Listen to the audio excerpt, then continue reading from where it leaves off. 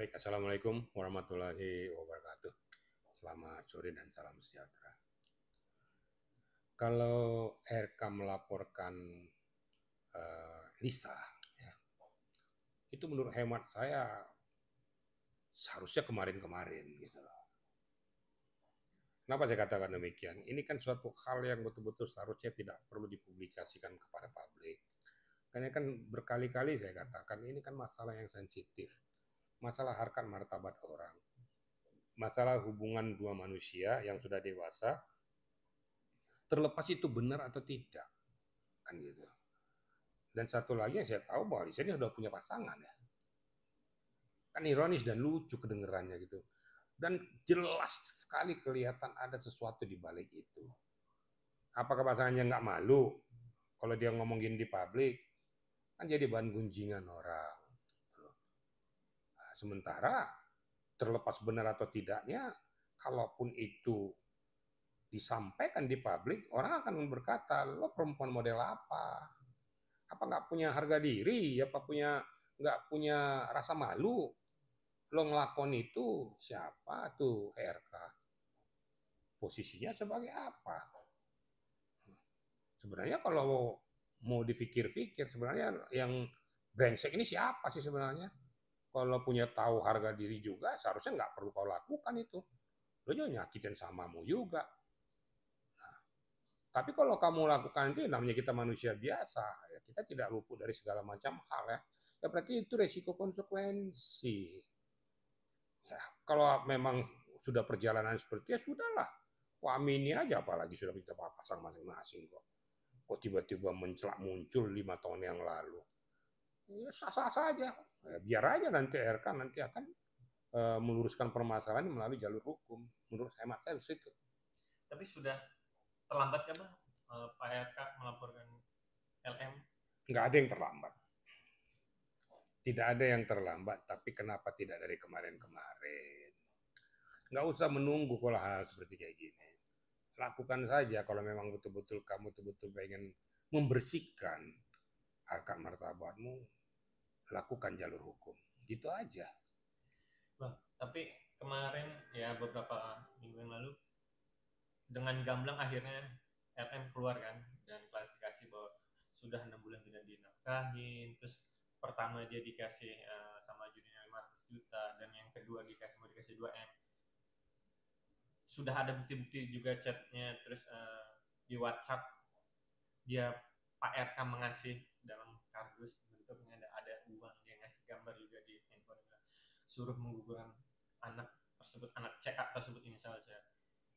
Bukti-bukti sudah ada, tapi pihak RK masih tetap berdalih tidak ada sama sekali. Bukti-bukti apa? Kalau memang ada bukti-bukti, kenapa nggak kau laporkan saja? Kan gitu. Jadi kalau ada bukti-bukti katanya di foto, di cat, di segala macam, bisa saya bikin cat sekarang nih. Saya bentuk seperti kayak gitu. Nah, buktinya itu kan harus dibuktikan secara faktual. Gitu loh. Jadi jangan kita tuh menggiring sesuatu itu karena ada kepentingan. Itu menurut hemat saya seperti itu. Jadi ini buktinya, kayak ini buktinya itu kan menurutmu, kan gitu. Nah, kalau memang kamu merasa seperti itu ya lakukan saja, jangan usah banyak ngomong gitu loh. Nah, nggak usah mengeksploitasi lah melalui podcast yang lain, podcast. Kau minta bayaran juga dari podcast itu. Ya mohon maaf aja, termasuk sangat nggak bener. Gitu.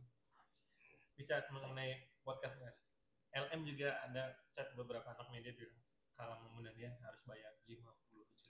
Bukan hanya itu aja, ada dari Reben juga diminta 150 juta. Nggak salah ya, mohon maaf nih, ada Richard Lee juga. Lo ini kan mengeksploitasi diri namanya. Berarti mempromosikan dirinya dalam hal yang jelek untuk mencari keuntungan. Ini juga bisa dikenakan TPPU juga itu. Itu loh, mengeksploitasi diri. Tindak pidana susila juga kena dia. Dan bisa juga nanti akibatnya kena di Undang-Undang ITE. Udah nggak benar lah udah cara-cara seperti kayak gitu. Bang, setelah LM klarifikasi keluar muncul dan beberapa hari kemudian Revelino sebagai ayah biologis mengaku ayah biologis dari CA keluar, walaupun dari pihak pengacaranya yang keluar ya, dari dia belum keluar. Menurut abang gimana nih, tiba-tiba yang ditembak siapa, yang tertembak siapa. Menurut abang gimana analogi? Ngapain mesti LM bilang aja Lisa kenapa sih kok malu-malu. Menurut hemat saya ini kan lucu. Tiba-tiba muncul orang lain pihak ketiga yang mengaku dirinya yang punya anak daripada yang bersangkutan, anak biologis. Kesimpulannya, terus kau ini perempuan apa? Itu aja. Lo kan dari sini ngaku ini, dari sini ngaku ini, loh. Kok banyak amat gitu loh. Terus kok minta pertanggungjawaban pada siapa?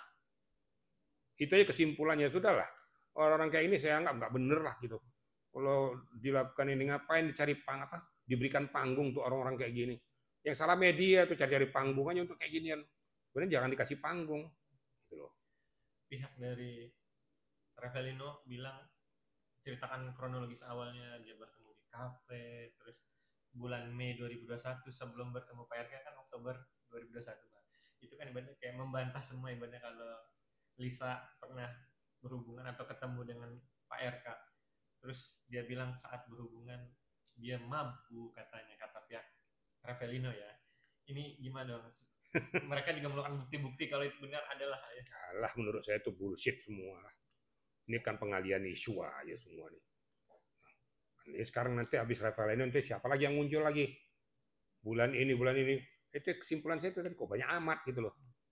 Apa nggak ada kerjaan? Hanya kerjaan gitu-gituan aja. Habis ini, terus ada pasangan lagi, banyak amat gitu loh. Ya menurut hemat saya nggak perlu dibahas itu, ngapain dibahas manusia seperti kayak gini? Karena ini sudah merupakan suatu komersil gitu loh. Jangan mau dikomersikan lagi orang-orang kayak gini nih. Nanti siapa lagi nanti yang ngaku? Bulan berapa, di mana, dan lain sebagainya. Udahlah, bullshit lah tuh. Apalagi sudah muncul merasa sebagai anak biologis lah, pernah pacaran lah, segala macam lah. Ya kesimpulannya perempuan model apa nih? Itu aja. Bang, menurut netizen ya, para netizen, ada indikasi, wah jangan-jangan Ravelino ini orang suruhnya PRK nih, biar jangan gini-gini. Menurut abang sendiri sebagai praktisi. Itu kan biasa lah ya. Namanya kita di publik ini kan macam-macam ya. Sekarang yang penting sekarang pembuktiannya aja. Jangan pakai ilmu katanya, dikaitkan sana, kaitkan ke sini. Nanti buzzernya ngomong seperti ini, sudahlah hukum aja lah. Hukum yang berbicara. Menurut saya tuh nggak usah banyak dipolitisir permasalahan. Kesimpulan cuma satu ya. Kenapa ini ada ini, terus kira-kira posisimu sebagai wanita apa? Udah itu kan cukup jelas gitu loh. Bang, menurut abang, tapi Ravelino bilang dengan tegas saya siap tes DNA. Nah, tes DNA. Dan Pak RK juga bilang masih ragu-ragu untuk tes DNA. Menurut abang sini gimana? Kalau misalnya si Ravelino terbukti bukan ayahnya dan Lisa juga mengaku-ngaku kalau Pak RK adalah ayahnya, berarti Ravelino dan Lisa bisa terkena pidana, bisa pencemaran baik dan juga itu dong, pembohongan publik dong. Nah, itu silakan saja, saya bilang dia mengaku-ngaku silakan saja. Terlepas benar atau tidak yang namanya anak di luar perkawinan dalam hukum Islam itu haram. Tidak ada hak kewajiban untuk menafkahi itu. Itu aja hukumnya. Besok siapa lagi? Kalau memang dia mau menjalin sama seseorang, ya sudah itu konsekuensi. Konsekuensi yang harus dia lakukan, ya silakan aja. Nama kita dalam perkembangan perjalanan manusia kan macam-macam ya. Tapi seketika kau melakukan itu, ya sudah itu konsekuensimu. Kalau kau lakukan ya rugi dirimu sendiri. Kan gitu aja. Bang, tapi kalau menurut dalam hukum nih Bang, kalau terbukti seorang anak di tes DNA dan itu adalah ayahnya, bisa dapat apa? Nggak ada apa-apa. Kalau gue mau kasar ngomong nih, lu kan gue bayar loh. Ngapain lu hamil loh? Kira-kira perempuan apa tuh? Selesai kan? Capek ngomentari kayak gitu, hukumnya nggak ada, hukum rimba yang ada di situ. Kalau dalam hukumnya nih, lah kan gue bayar loh. Gue nggak tahu habis gue siapa ntar besok tuh. Tiba-tiba tes anak belum bilang anak gue. Masalah lu sendiri. Lu kan gue bayar. Mau apa? Tapi menurut abang, pihak Pak RK harus ngikutin permainan Lisa gak sih? Nggak ikut permainan, jalur hukum aja. Sudah. Saya yakin pasti RK itu akan bisa naikkan tuh permukaan. Jangan dikira itu RK itu diam-diam, enggak. Dilaporkan Lisanya tuh masuk Lisa. Karena sudah mempublikasikan hal yang tidak baik. Dan dia sudah punya pasangan. Nggak usah takut lah menghadapi model kayak gituan aja kok. Dia aja mempromosikan diri kok, ada mau buat apa podcast tertentu lah, yang vulgar lah. Yang ini kan sudah kelihatan orangnya modelnya apa. Nggak usah takut Ridwan Kamilnya, apa takut? Biasa dunia persilatan kayak gitu. Sikat aja, mainkan saja. Udah polisikan aja, pidanakan. Apalagi dari kayak gini kok. Kalau kasarannya itu lebih cantik istrinya Ridwan Kamil daripada manusia itu. Saya dengarnya aja dia muak gitu loh.